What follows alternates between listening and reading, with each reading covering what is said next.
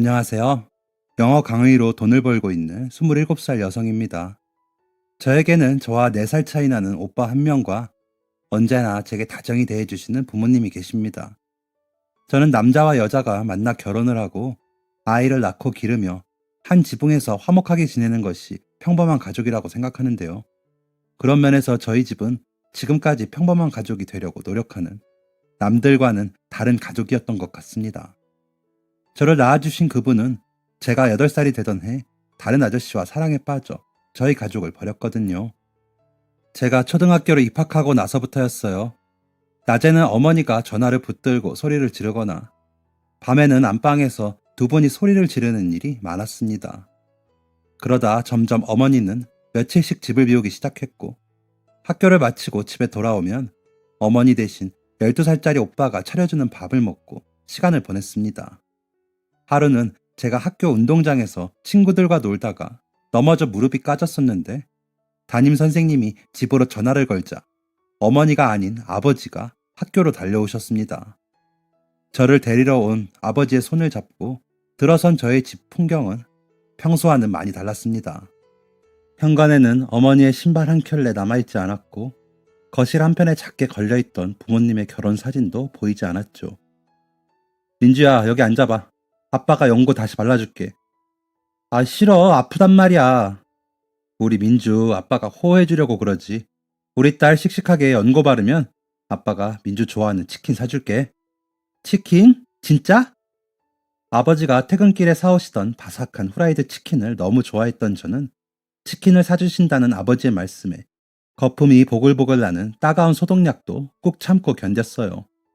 학교를 마치고 집에 돌아온 오빠와 셋이서 나란히 앉아 치킨을 먹었던 그날 밤이 이상하리만치 생생합니다. 치킨 냄새와 술 냄새가 섞여 나던 그날의 식탁에서는 오빠도 닭다리를 욕심내지 않았고 아버지도 닭다리를 드시지 않아서 저 혼자 다리 2개를 양손으로 잡고 뜯어 먹었거든요. 우리 아들 왜 이렇게 못 먹어? 맛이 없어? 아빠, 엄마 이제 우리 집에 안 와? 응, 민철아. 이제 우리 엄마랑 안 살아. 엄마 저기 멀리 갔어. 아빠, 엄마랑 이혼했어? 그럼 이제 민주랑 나는 엄마 없는 거야? 얼굴이 시뻘개진 오빠가 손톱을 뜯으며 여쭈었고 아버지는 그런 오빠의 손을 잡고 어루만지며 눈물을 흘리기 시작하셨습니다. 미안하다, 아빠가. 미안해. 너희들 봐서라도 나만 꾹 참으면 됐었는데 미안하다. 아버지가 울면서 오빠에게 사과를 하자 오빠도 덩달아 눈물이 나는지 반대쪽 손으로 눈을 연신 비벼댔던 걸로 기억해요. 저희는 그날 이후 학교에서 운영하는 다양한 방과 후 활동에 빠짐없이 참여하며 아버지가 안 계시는 빈 시간을 채웠던 것 같아요. 물론 저희가 집이 아닌 밖에서 시간을 보내는 만큼 아버지 또한 하실 수 있는 선 안에서 최대한 저희와 함께 있어주려 하셨습니다. 저희 아버지는 학원에서 학생들에게 영어를 가르치는 선생님이셨어요. 원래는 고등학생들을 가르치셨는데 이혼을 하고 나서부터는 밤 늦게까지 학원에서 계실 수가 없어 초등학생, 중학생을 가르치는 반으로 옮기셨다고 합니다. 가끔 방과 후 수업이 일찍 끝나거나 아버지의 수업이 늦어지는 날엔 학원으로 가 아버지의 수업이 끝날 때까지 학원의 빈 강의실에서 간식을 먹고 학교 숙제를 하며 시간을 보냈어요. 그 해의 기억은 그게 다예요. 그때 제가 8살이었으니 기억이 희미한 건 당연한 거겠죠. 빈 강의실에 남매 둘이서 책상 하나에 같이 앉아 과자를 먹고 있으면 학원 원장님이 김밥집에서 김밥을 사다 주시거나 직접 만든 샌드위치를 주시기도 했는데 저희 가족의 딱한 사정을 알기에 마음이 쓰이셨던 것 같습니다. 저희는 선생님이 주시는 김밥과 샌드위치를 나눠 먹고 즐거워하다가 그 다음 방문 시에는 선생님 과자까지 사들고 학원으로 가곤 했어요. 문방구에 파는 몇백 원짜리 과자를 받고도 이걸 아까워서 어떻게 먹어? 활짝 웃으시며 저희를 예뻐해 주셨습니다. 지금 생각해보니 그때 저희한테 잘 대해주셨던 게 저희만 예뻐서는 아니었나 봐요. 저희 아버지까지 예뻐해 주셨던 그 선생님은 그렇게 저희 새로운 엄마가 되었습니다. 저는 학교에 와줄 엄마가 생겼다는 게 친구들 앞에서 엄마 얘기를 할 수 있다는 게 좋았던 것 같아요. 다른 친구들처럼 엄마가 빗어주고 묶어준 머리로 학교에 갈 수 있었죠. 하지만 오빠는 그게 아니었나 봅니다. 선생님에서 엄마가 된 이후로 오빠는 어머니를 미워하기 시작했어요. 어머니가 말씀하셔도 대답은커녕 아무런 반응 자체를 하지 않았죠. 하지만 그런 오빠에게 어머니는 한결같이 다정하셨어요. 오빠가 방문을 닫고 들어가면 나중에 거실을 나왔을 때라도 오빠가 볼 수 있도록 쪽지를 적어두고 먹을 걸 챙겨주고 하셨어요.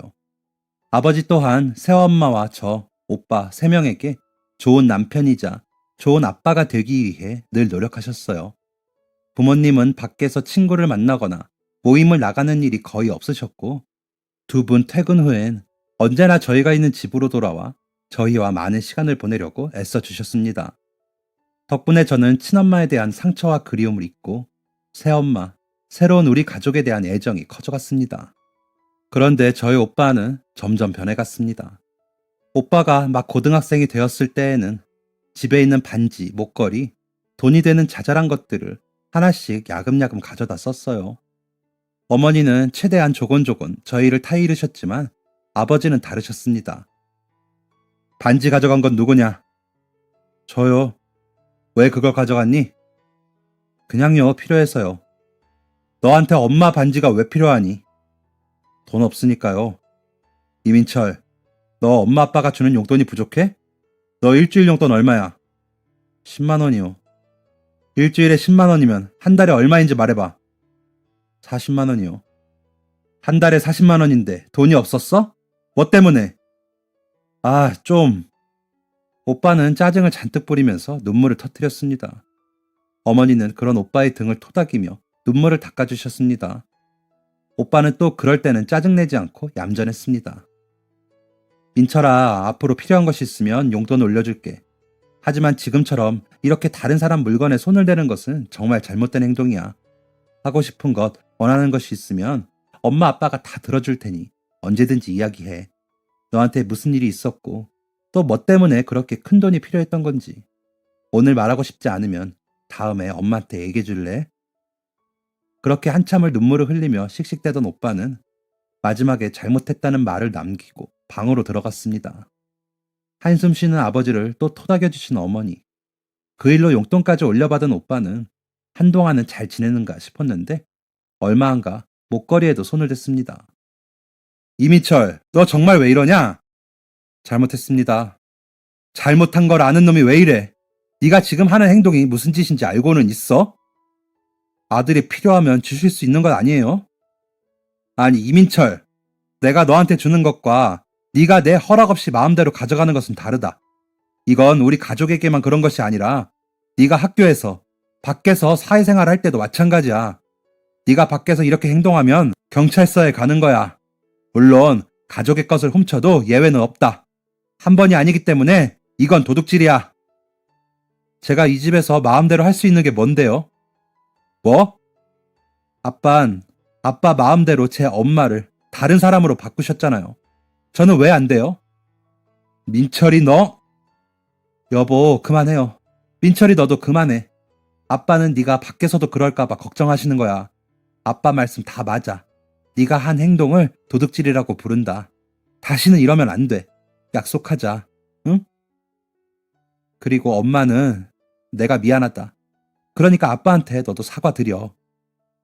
다시는 이러지 않겠다고, 잘못했다고 빌어도 모자랄 저희 오빠는 무엇이 그렇게 분한지 방문을 쿵 닫고 들어갔습니다. 거실에 남겨진 어머니가 눈물을 흘리셨고 아버지는 연신 어머니께 미안하다고 하시면서 고개를 숙이셨어요. 다음날 아침 오빠는 가출을 했습니다. 오빠가 학교에 오지 않았다는 전화를 받고 부모님은 집에서 내내 오빠를 기다렸지만 오빠는 저녁 때까지 끝내 집으로 들어오지 않았어요. 부모님은 오빠의 친구들 집에 전화를 걸어 수소문하셨고 친구 부모님을 통해 저희 집에 와 있으니 맛있는 거 먹이고 잘 재워 내일 댁으로 돌려보내겠다는 이야기를 전해 듣고 나서야 안심을 하셨습니다. 내가 못나서 어디서부터 어떻게 해야 할지. 여보, 민철이가 얼마나 심성이 곱고 바른 아이예요. 우리 알잖아요. 분명히 제 딴에 말 못할 일이 있을 거예요. 모르는 아줌마가 집에 와서 엄마라고 살고 있는데 지금 한창 사춘기 때고 하니 저 나름 힘들지 않겠어요? 잘못된 것은 우리가 바로 잡아주고 민철이 가슴에 남은 상처가 나을 때까지 기다려줘요. 당신한테 내가 너무 미안해요, 여보. 오빠는 다음날 저녁 학교를 마치고 집으로 돌아왔습니다. 집으로 돌아온 오빠의 손에는 파리바게트 빵 봉지가 들려 있었습니다. 저는 집으로 돌아온 오빠보다 오빠 손에 걸린 빵 봉지가 먼저 눈에 들어왔거든요. 아싸, 피자빵? 피자빵 다 팔려서 못 샀어. 민철이 왔어? 이게 뭐야? 빵이네? 맘모스 빵밖에 안 남아서요. 어머, 여보, 이것 좀 봐요. 민철이가 나 맘모스 빵 좋아한다고 이걸 3개나 사왔어요. 어머니는 빵을 품에 끌어안고 너무나 기뻐하셨습니다. 오빠가 마음을 다르게 먹기로 결심이라도 한 건가 싶었어요. 어머니께서는 정말로 맘모스 빵을 제일 좋아하시거든요. 어머니는 자리에서 일어나 오빠를 와락 끌어안으셨고 저는 엄마 아빠를 울리고 피자빵도 사오지 않은 오빠가 괘씸해 오빠의 종아리를 걷어차고 어머니 품에 쏙 안겼습니다. 그 사건을 기준으로 저희 가족은 온전한 가족, 아니 화목한 가족이 되었습니다. 가끔 오빠가 이상한 행동을 보이긴 했지만 고등학교 때의 저 사건보다 심한 사건은 없었어요. 부모님께서는 다 큰 놈이 귀여운 앙탈을 부린다 생각하시는 정도였습니다. 그렇게 사랑하고 사랑받으면서도 가끔 삐거덕대는 오빠와 함께 저희 가족은 10년 남짓한 시간을 함께 보낼 수 있었습니다. 아버지는 학원에서 학생들에게 영어를 가르치는 선생님, 어머니는 그 학원을 운영하는 원장 선생님. 그러다 보니 저와 오빠는 어렸을 때부터 부모님의 영향을 받아 영어에 조금 더 쉽게 접근할 수 있었던 것 같아요. 저는 대학 시절 고등학생들에게 입시 과외를 해주던 경험을 토대로 대학 졸업 후 온라인에서 영어 강의를 하며 지냈습니다.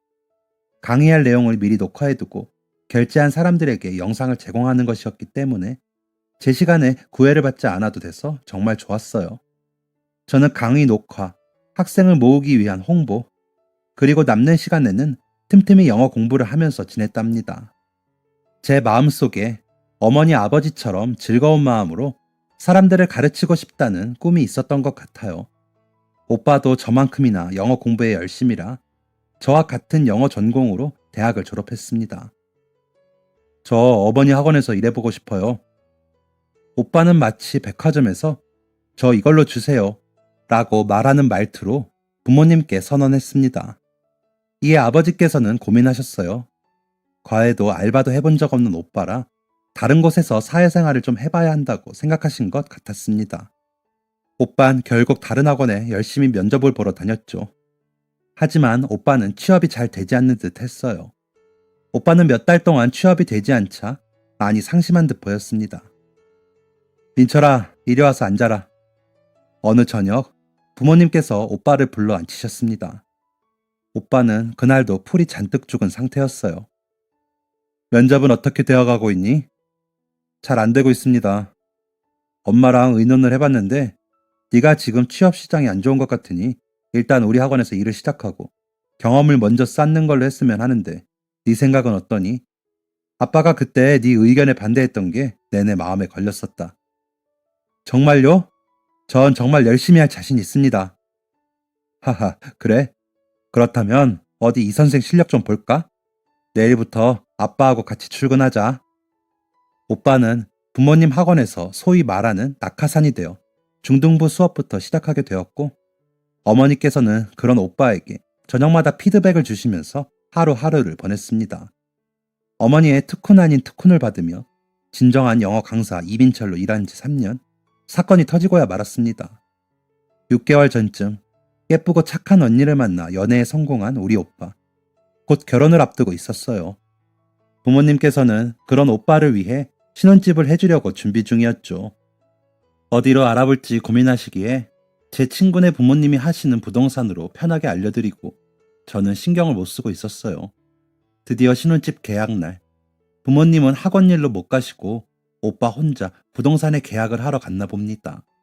뭐 어린아이도 아니고 다 큰 성인에 오빠 본인이 살게 될 집이니 부모님께서는 별다른 생각을 하실 수도 없었죠.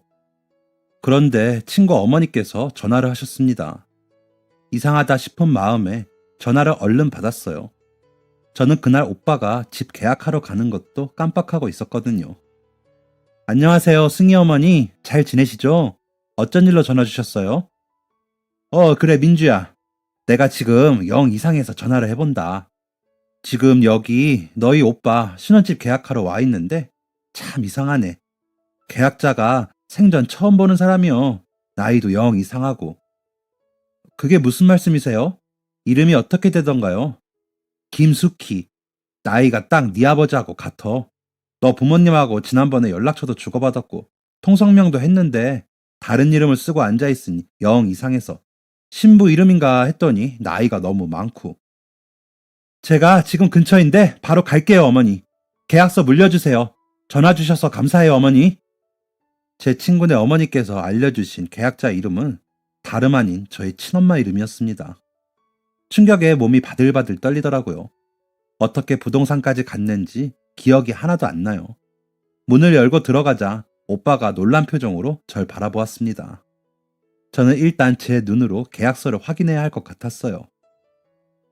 민주야, 왔어? 네, 어머니. 저 말씀하신 계약서 볼 수 있을까요? 여기 있다. 내가 너랑 전화하고 바로 물렸어.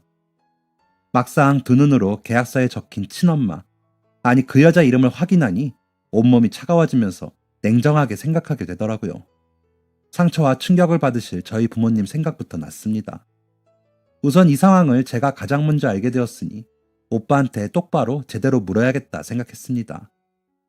일단 집으로 가자. 네가 뭔데? 가서 얘기해. 어머니, 저희 가볼게요.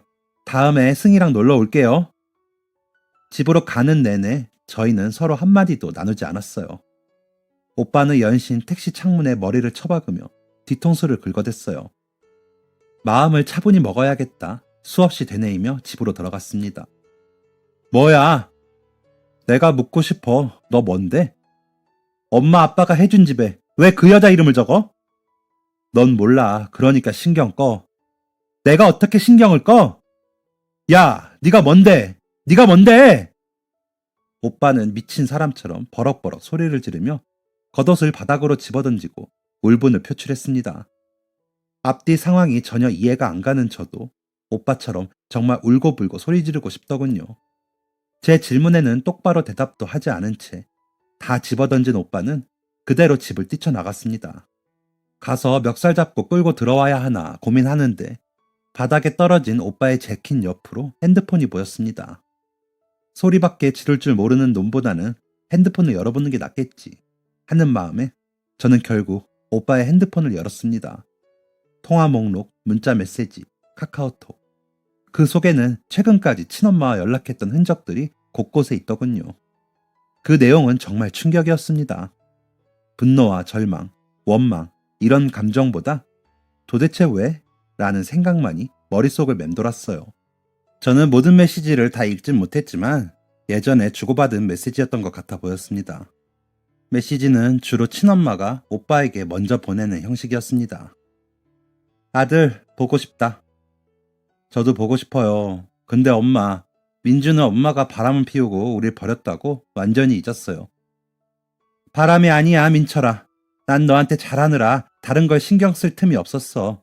아빠가 엄마를 버린 거야. 엄마가 집 나간 날 아빠가 그랬어요. 너희들 생각해서 꼭 참을 걸 그랬다고. 너희들만 아니었으면 아빠가 엄마를 버리지 않았을 텐데.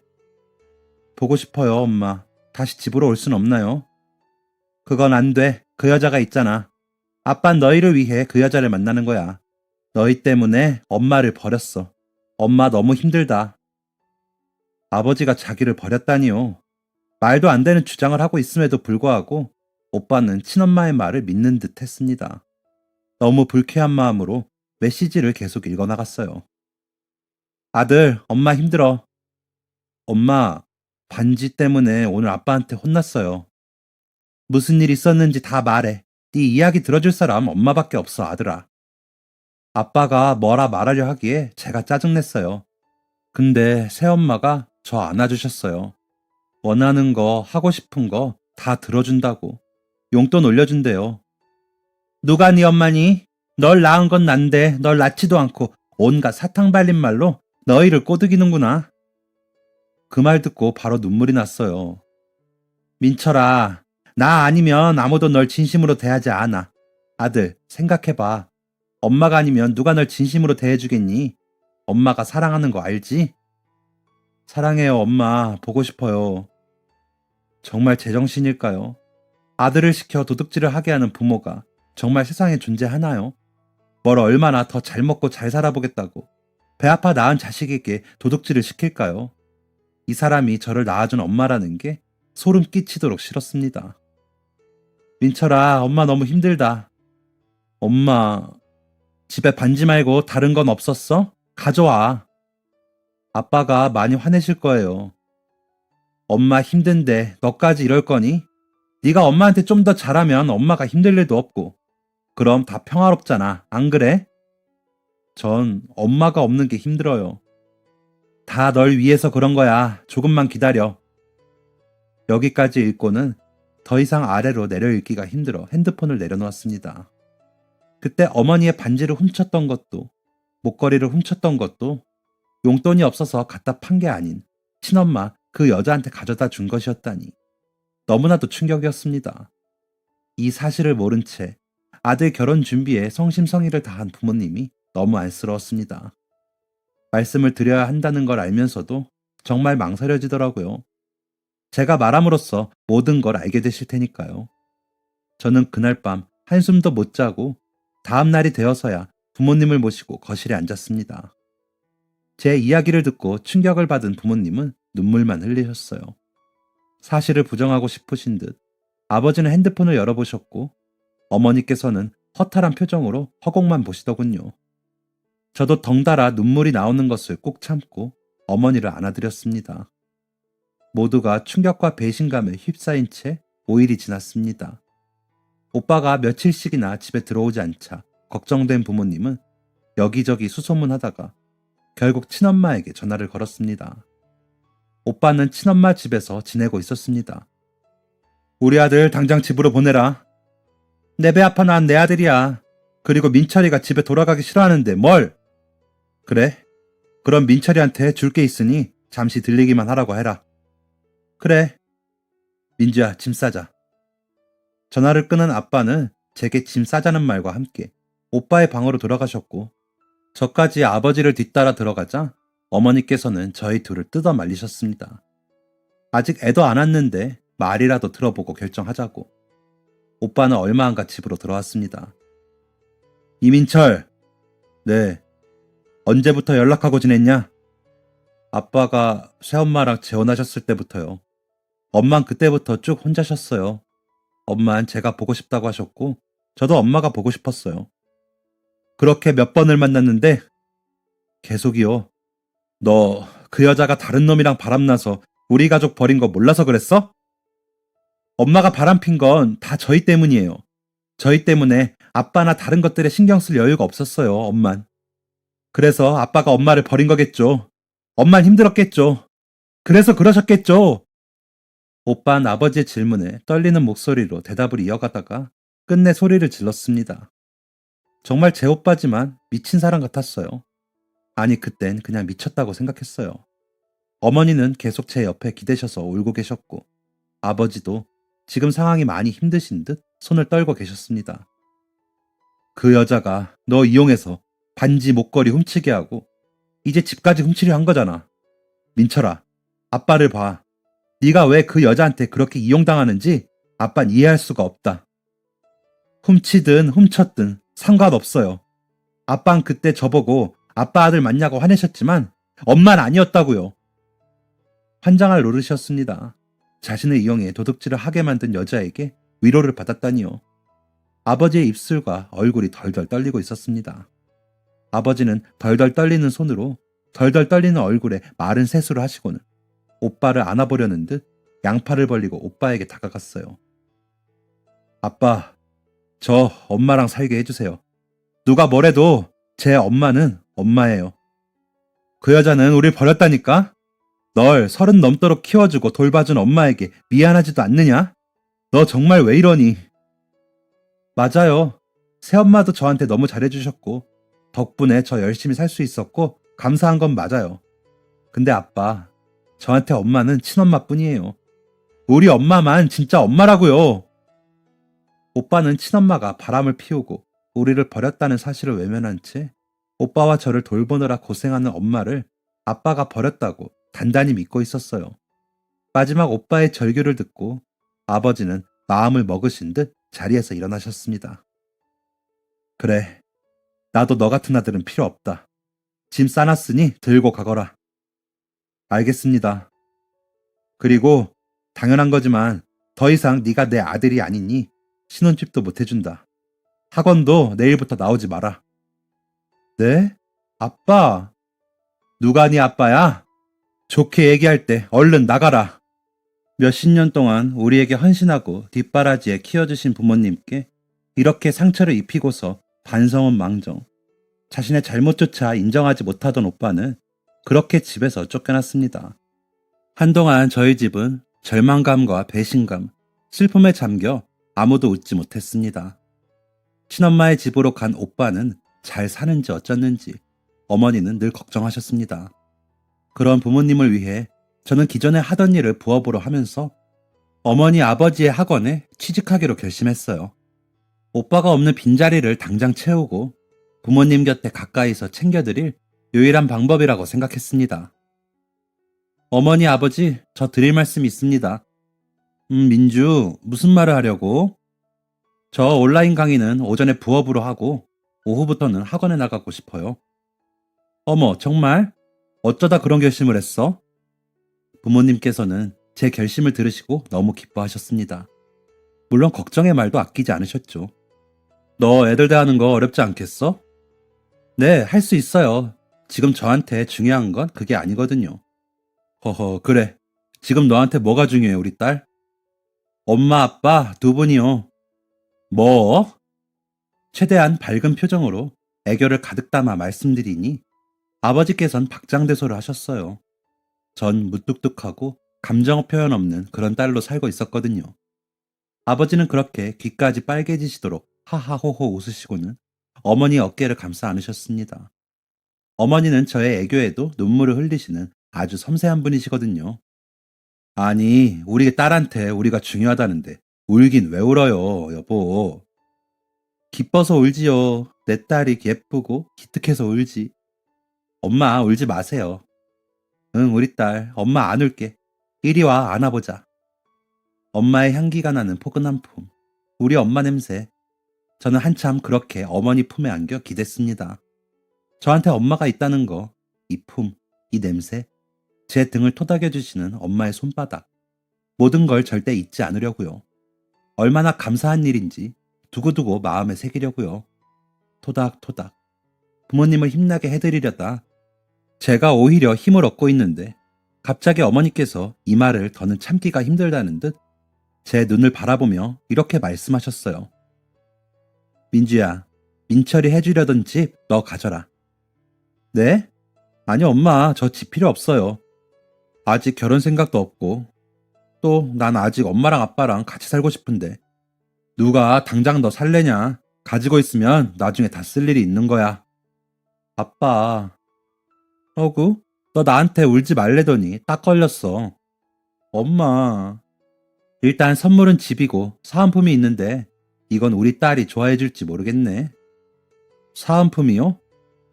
엄마 아빠가 이제 늙어서 애들이며 선생님들 관리에 힘이 붙여서 좀 젊은 후계자를 찾고 있었는데 말이야. 생각해보니까 엎어지면 코 닿을 가까운 곳에 우리 유능하신 후계자님께서 계시지 뭐니. 민주, 네가 학원 원장 자리 좀 맡아줄래? 제가요? 제가 어떻게? 역시 우리 민주. 냉큼 한다고 안 할 줄 알았지. 근데 엄마가 너무 쉬고 싶어서 그래, 민주야. 딱 1년 동안만 학원에서 수업해보면서 엄마 아빠한테 빡세게 특훈받고 1년 뒤엔 엄마랑 아빠 쉬게 해주라, 응?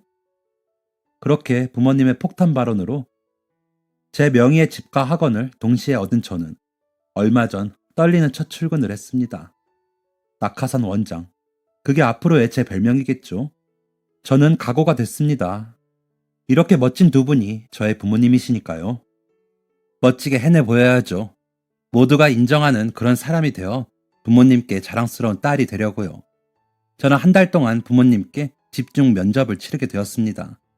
학원 운영과 전반적인 관리 부분은 학원에 먼저 적응한 후 차차 인계받기로 하고, 첫 출근 전 한 달 동안은 저의 수업 방식부터 제가 맡을 중등부 아이들 특성, 목표 등 앞으로 저의 수업 방향까지 함께 계획하고 만들어주셨어요. 모든 틀을 갖추었고 이제 저만 잘하면 되는 대망의 첫 출근 날, 열심히 준비한 대로 성공적인 첫 수업을 마쳤습니다. 이 선생님 오늘 환영회 해요.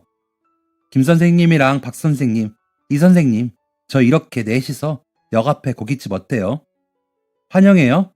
저야 너무 감사하죠. 그럼 가요. 제가 바로 택시 부를게요. 박 선생님이 어젯밤부터 검색해서 찾아 나온 맛집이라며 역 앞에 위치한 새로 지은 삼겹살집에 저희를 데려갔어요. 깔끔한 인테리어에 너무 북적대지도 않고 너무 휑하지도 않은 수의 손님들이 자리하고 있었어요. 제가 잠시 화장실에 다녀온 사이 선생님들은 주문을 마치고 벌써 소주 뚜껑을 열고 계시더라고요. 이민주 선생님의 입사를 축하합니다. 와, 감사합니다.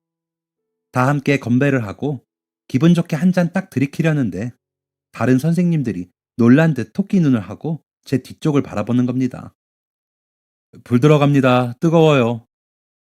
민철쌤! 저는 김 선생님의 입에서 나온 익숙한 그 이름에 그제서야 고개를 돌려보았고, 돌아본 곳에는 숯불을 들고 놀란 눈을 하고 있는 오빠가 서 있었습니다. 저를 발견한 오빠가 황급히 고개를 숙이며 테이블에 숯불을 놓았습니다. 민철쌤, 오랜만이에요. 맛있게 드세요. 김 선생님의 인사에 대꾸조차 하지 않은 오빠는 손님 대하듯 저희 테이블에 꾸벅이 인사를 하고 가게 밖으로 나가더군요. 참 왜 하필 여기서 이러고 있는지. 저는 오빠를 뒤따라 나갔습니다. 픽이라도 하려고 한 건지 주머니에서 담배를 꺼내던 오빠가 뒤따라 나온 저를 보고는 흠칫하며 담배를 주머니에 숨기더라고요. 담배도 피나 봐? 민주야, 너무 친하게 부른다. 나 어떻게 지내는지 안 궁금해? 어떻게 지내는지는 이미 눈으로 봐서 설명은 필요 없고 해야 할 말이 있어서. 뭔데? 여기 엄마 아빠도 자주 다니시는 동네인데 이 동네에서 서로 마주칠 일 만들지 마. 사실 일부러 이 동네로 다시 온 거야. 어째서? 민주야, 오빠 정말 후회하고 있다. 나 진짜 우리 엄마가 나 사랑하는 줄 알았거든. 근데 아니더라. 아직도 그 우리 엄마 소리 하는 거 보니 정신 못 차렸는데 뭘. 그래, 미안해. 그 여자 그동안 만나왔던 내가 생각한 엄마가 아니었어. 매일 남자들이랑 놀러 다니고 돈만 써대고 정신 차리라 말했는데도 자꾸 그게 나 때문이래. 그걸 이제 알았어? 어머니 아버지께서 뜯어 말릴 땐 그렇게 못 알아듣더니. 나 정말 시간을 되돌리고 싶어. 되돌아가고 싶어. 아니, 지금 오빠 그 모습이 오빠가 선택한 길이야. 선택에는 늘 책임이 따르는 법이고, 배은망덕한 인간아. 부모님이 얼마나 너한테 지극정성이셨나 생각해봐. 어머니 아버진 오빠 너 같은 인간도 아들이라고 아껴주고 밥 퍼주셨는데 결국 그 주걱으로 뺨 맞으신 격이야. 그렇게 좋으신 분들한테, 그렇게 오빠밖에 우리 가족밖에 모르시는 분들한테 검은 머리 짐승은 거두지 말라는 말을 하필 오빠 네가 그렇게 몸소 보여줘야 했었니? 14살, 17살 그때 어렸을 때 그 철부지도 아니고 충분히 앞가림할 수 있는 나이인데 다른 사람도 아니고 어떻게 그 여자 말을 믿었니? 네 말이 다 맞아. 내가 잘못했어. 한 번만 뵙고 싶어. 이민철, 정신 차려. 그렇게 부모님 가슴에 대못을 박아놓고 어쩜 이리 뻔뻔한 건데. 아버지는 오빠에 대한 분노가 언제 사라질지 모르지만 지금은 택도 없어. 오빠 상상한 그 이상으로 오랫동안 오빠를 미워하실 거야. 어머니는 오빠한테 완전히 마음 뜨셨다 생각해. 네가 진짜 뼛속 깊이 후회한다면, 네 잘못을 뉘우친다면 한결같이 이기적으로 행동하지 말자. 오빠, 그리고 내가 아까 말한 거 들어줬으면 좋겠어. 마주치지 말자. 또 네가 인간이라면 이젠 더 이상 사람 배신하고 뒤통수 치면서 살지도 말고. 더 이상 아무런 말도 하지 못한 채 고개만 숙이고 있는 오빠를 뒤로 하고 테이블로 돌아가자 고기를 굽던 선생님들이 눈치를 보며 물어오셨어요. 이 선생님 괜찮아요? 불편하면 우리 딴 데 갈까요? 저는 뒤를 돌아 오빠를 다시 바라봤습니다. 그새 들어온 건지 카운터 앞에서 고깃집 사장님께 무언가를 말씀드리고 있더군요. 오빠의 말을 들은 사장님이 황당하다는 듯 오빠에게 나가라는 손짓을 했고 오빠는 가게 밖으로 나갔습니다. 제가 그렇게 알아듣기 쉽게 이제 더 이상은 사람 배신하고 뒤통수 치면서 살지 말라고 했는데 아르바이트 하다가 영업시간 중에 도망이라니 진짜 사람 되긴 글렀나 봅니다. 괜찮아요. 그냥 여기서 맛있게 먹어요. 제가 쏠게요. 진짜? 이 선생님이 사는 거예요? 대박, 잘 먹을게요. 그렇게 저는 선생님들과의 첫 저녁 식사를 하고 오랜만에 만난 오빠와의 만남을 점차 기억 속에서 지워가며 매일매일을 친절하고도 엄격한 영어 선생님으로 알차게 보내고 있습니다. 저는 지금 제가 하고 있는 일이 그동안 꿈꿔온 일은 아니지만 너무너무 행복합니다. 저의 수업 시간엔 늘 강의실 밖 창문에 어머니가 서 계시거든요. 똑똑 창문에 노크를 하시고는 저를 향해 화이팅 포즈를 해보시면서요. 그 환한 얼굴을 보려고 여기로 왔으니 그걸로 저는 대만족이랍니다. 이젠 이 가족이 저의 꿈입니다. 예전에는요. 그래도 가끔은 친엄마 생각을 하곤 했어요. 잘 지내고 있을까? 내가 보고 싶진 않을까? 하는 생각들. 근데 이젠 단 1초도 하지 않는답니다. 저도 기억 속에서 그 여자를 버렸거든요. 그 여자가 제게 한 것처럼. 지금 우리 가족들과 오래오래 되도록 영원히 행복하고 싶습니다. 제가 그렇게 만들 거예요, 꼭. 여러분, 저 부끄럽지만 꼭 하고 싶은 말이 있거든요. 오늘 여러분의 곁에 있는 사람에게 사랑해 한마디 어떠세요? 정말 짧은 말이지만 정말 큰 행복을 가져다 줄 거예요. 전 오늘도 제 곁에 계시는 부모님께 얘기할 거예요. 사랑해 엄마, 사랑해 아빠. 제 긴 사연 들어주셔서 정말 감사합니다. 항상 행복하세요. 지금까지 사연 들어주셔서 감사합니다. 사연이 재밌으셨다면 구독과 좋아요를 눌러주세요. 감사합니다. 안녕히 계세요.